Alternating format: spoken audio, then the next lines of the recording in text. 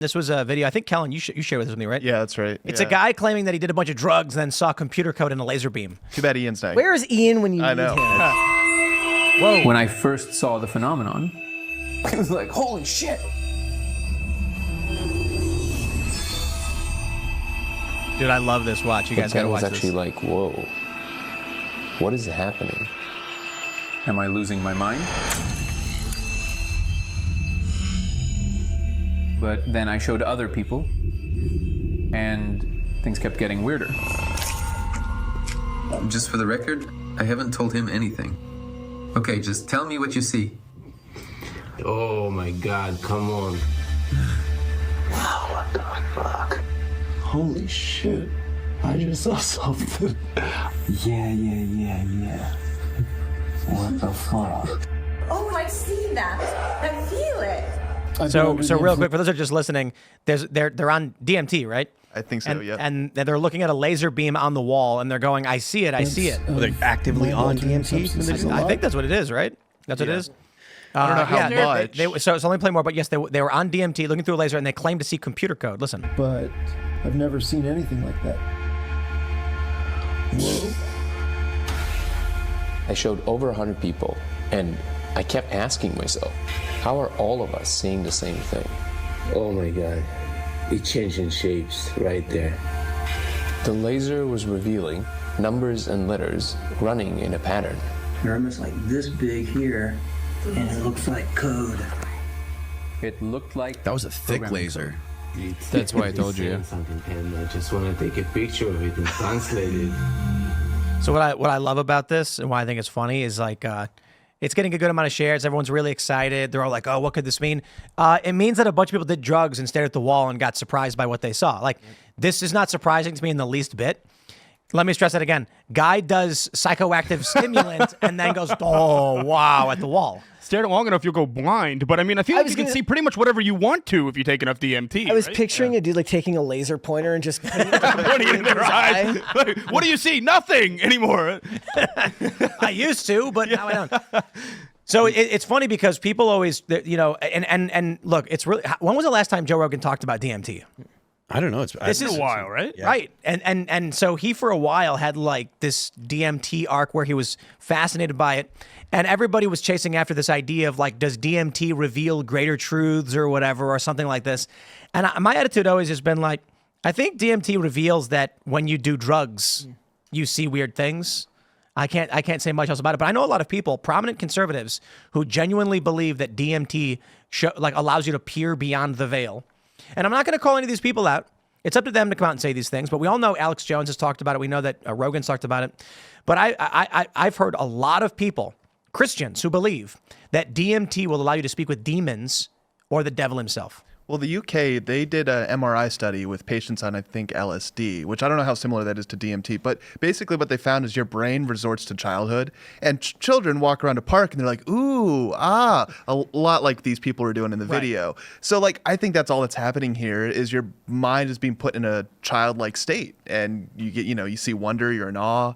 So I mean, can you be when you're on a psychedelic drug? I've never done one. I'm just gonna be honest with you. And so, but if somebody tells you, okay, they put you on a psychedelic drug, and then they tell you that you're supposed to be seeing something, are you typically going to be convinced to see something? Their mindset going into it also probably plays a role in it. Like, there's a very, very big difference between the type of person who seeks out some form of higher truth through psychedelics. Like, for me, I always found that strange because it was never my path. So if you don't know, I'm many years sober from the hard drugs, but I saw a lot of things in my day, none of it on purpose or by choice. So I always saw these things as the type of thing that I didn't want to be there, right? I ended up there as a matter of problem rather than a matter of searching. So a lot of it is that if their mind is open to it beforehand, it could influence what they're seeing in that respect. Anyways, whatever the case is, I don't imagine that just peering into lasers is all that good for you long term. Yeah, I feel like, like that's a bad thing for your eyes. Yeah. Does it have to be a specific laser? I don't know. Can I just go to Walmart and get a laser? I mean, that's the thing. Like, you could, if you put that idea in their head and then you fed them a green laser and said, you will see different numbers. Like, the end of pi is in the green laser. You just put the green laser on the wall. And look, there's a lot of there's a lot of people that love the search for truth through these types of things. What about the people that, they take LSD or something and they're like, oh yeah, I see a cloud, it looks like Michael Jackson. I mean, that's pareidolia. The same sort of thing? That's pareidolia. That's when you look, I mean, you could do that not yourself by squinting and looking at a cloud outside of a plane. All right, so mix a drug with it. Yeah. I don't know. It was never, I never understood this because I said, for me, when you start seeing stuff, that was always the end of a very, very bad period of time. So I was always kind of shocked by the people that, not that I have anything wrong with them doing it, but I was always shocked by the people that really seemed to gravitate towards that, because to me, that was synonymous with being out of control. You've reached the end point of an experience, whether bad or good, and a lot of people swear by it. Mm-hmm. So. I wonder if the people that are doing DMT also are just into coding. Is this the same demographic? Everyone's chronically online. Is it hitting some part of your memory? So that's why everyone sees the same thing? Here's the question I had. Take a dude from North Sentinel Island, put him on DMT and tell him to look at the laser. Is he going to say code? He doesn't even know how to say know what that is. Right, exactly. He's going to say nothing. He's going to be like, writing, if it is writing. What I think it is that lasers sometimes appear grainy due to, refraction on surfaces. Mm-hmm. And so all that's happening is they're hallucinating. And so the grains, their brain is it's twisting and it looks like a shape. Because when they say it's letters and numbers, why would it be in English? Is the code of the universe using Arabic numerals in English? Or is it Japanese symbols? Or what? The idea that it would look the same to somebody else, but the text would look different because it would be based on the language that they're familiar with? I think they're just tripping. Yeah. I think they're on drugs. And this is Think, it says it. What do you mean? Right. So it's funny because I've had a lot of people throughout my life say things like, man, I did mushrooms, and then I just I understood you got to do mushrooms. And I'm like, dude, you have altered your brain with a chemical that's convinced you you're right. Let me put it this way. Imagine there was a brain slug that would take over your brain and make you do things like the fungus, the cordyceps fungus. Wait, what's a good example? What movie was I just watching where the zombies take everybody over? Invasion. Is that what it's called? With Nicole Kidman? You know this, Brett. 90s, right? 2007. Not a movie I saw. So an alien fungus comes and it infects people. And when you fall asleep, during REM sleep, the hormone release triggers the fungus's growth, which then turns you into part of this hive mind. That sounds great. And then all the hive are going around emotionless, vomiting on people to infect them. That's the movie. And so the thing is, when you're infected with the fungus, you're all the people who are infected are just you will be happier when you are one of us. Join us. Stop running. Our world is better. We have no violence and no crime. And then once they get inoculated and cured, they don't remember anything. So it's when I hear people say that I did a bunch of psychedelics and it showed me the truth and the way, and wow, now I understand. I'm like, that's no difference than someone saying I was infected by an alien mind control virus and you should trust me and do it too. Mm-hmm. I'm I'm not interested in doing it to my brain. Be wary of anybody that tells you that you need to do it too without understanding that, it's very, very, a person's brain chemistry can be very, very different. For instance, if you have fragile brain chemistry, those types of things, outside of controlled environments and really, really investing time into making sure that the experience goes the way that you want it to. But in that case, you're investing a lot of time into something that's going to give you answers to yourself that you're not going to be able to convince other people that is the truth anyways, right? So for me, at the worst of the worst, I'd be up at days at a time and the wallpaper in my bathroom would turn into a maze. So am I going to tell people that and expect it? No, that's insane, Trust right? me, your bathroom will turn into a maze. You got to do that. You will find the end of the human existence and all the answers at the end of the maze in your bathroom wallpaper. Look, it's insane.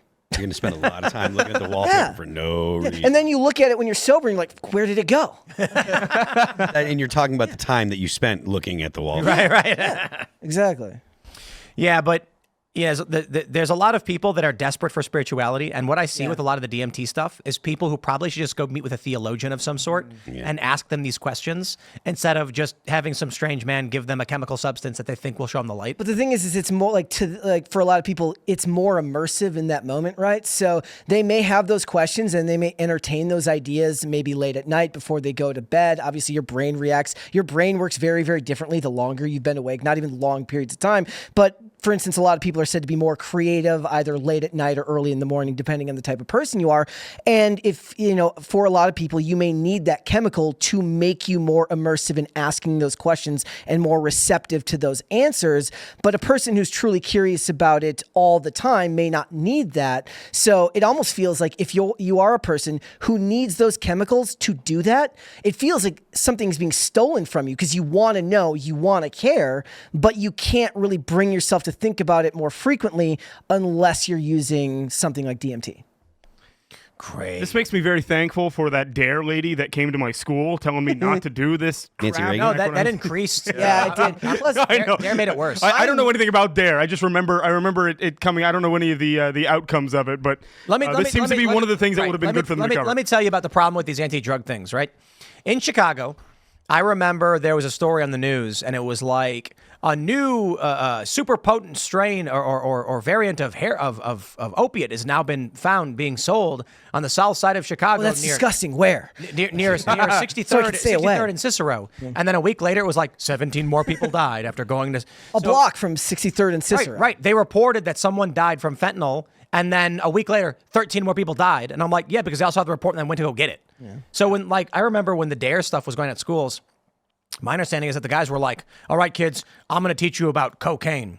Here's what it does. Here's meth. And then the kids were like, where do I get it? Because awesome. the adult is equipped with the brain that tells him those are bad things. Long-term use of this is dangerous. A kid doesn't see that. The kid just says, wow, that experience sounds like a lot of fun, right? Also, look, I don't know if this was everybody's experience, but I never had anybody randomly show up to me and say, want some free drugs? Nobody gives out free drugs. That never happened to me, but, Thanks for checking out this clip from Timcast IRL. Make sure to watch the show live Monday through Friday at 8 p.m. Subscribe to this channel, and we will see you all there.